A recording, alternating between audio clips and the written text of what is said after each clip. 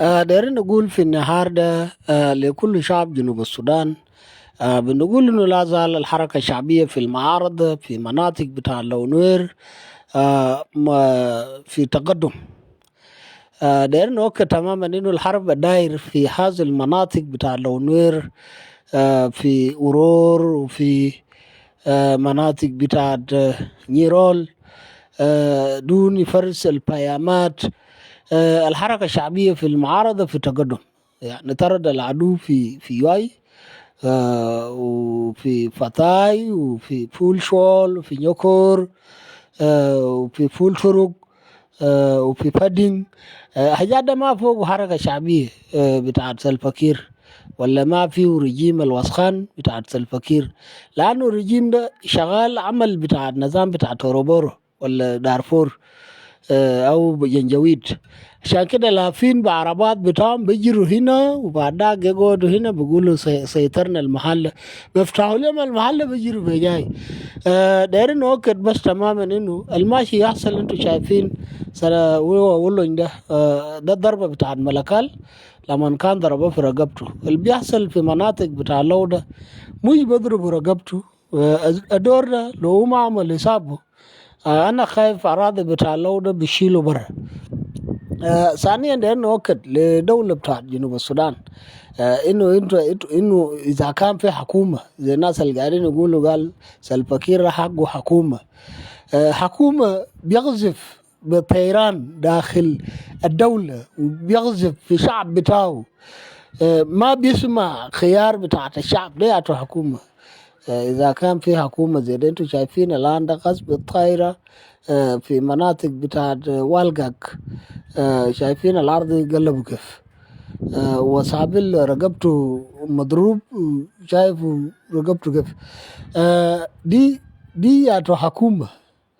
إذا كان الليلة الناس بتخيلوا إنه البرامج ده أو النظام ده هو مشكلته مع اللو، بكرة لما اللو يسكت، أو إذا الليلة تم تحرير مناطق بتاع اللو زي ما تم، أو عمل اتفاقية، لأنهم دايرين يعملوا اتفاقيات مع الحركة الشعبية في المعارضة، والاتفاقيات دي ما في لهم قيمة إذا كان النظام ده ما يتغير. دايرين ندي رسالة إنه أي زول يكون عنده معلومة إنه حكومة بتاع سلفاكير أو حكومة في جنوب السودان بتاع سلفاكير رجيم الوسخان ده ما عنده دور أساسا. جو بنظام بتاع دارفور أو نظام بتاع جنجويد لافين بعربات في تلك العربات دي يشيلوا إعلام يقولوا قال نحن مسكنا المحل. يعني محل ثابت كده إنه ما في. حتى الآن إنه لا زال الحركة الشعبية في المعارضة في تحت سيطرة تامة، ونؤكد لكل الشعب بتاعنا في في ولاية على النيل، على النيل الكبرى وفي الاستوائية الكبرى، وفي حتى في البحر غزال الكبرى هنا فيه ناس، إنه لا زال الحركة الشعبية في المعارضة في تقدم. ما يخدعوكم سلفكير، ما يخدع الناس. وكمان داير نقول للناس اللي انه بيشيلوا راس بتاع منه، دي حرب بين الدينكا والنوير، ده ما حرب بين الدينكا والنوير، ده اساسا حزب، حزب واللي هو حركة شعبية في المعارضة. والحركة الشعبية في المعارضة بتقول إنه داير يغير هذا النظام، نظام القاعد ينتهك حقوق بتاع شعب جنوب السودان، نظام ما بدي زول حق بتاعه، نظام القاعد يظلم الشعب المسكين، نظام الخلي جنوب السودان ما فوق مستشفى، ما فوق مدرسة، ما فوق تعليم، ما فوق أي حاجة، ما فيه أي معوى للإنسان عشان ما يعيش.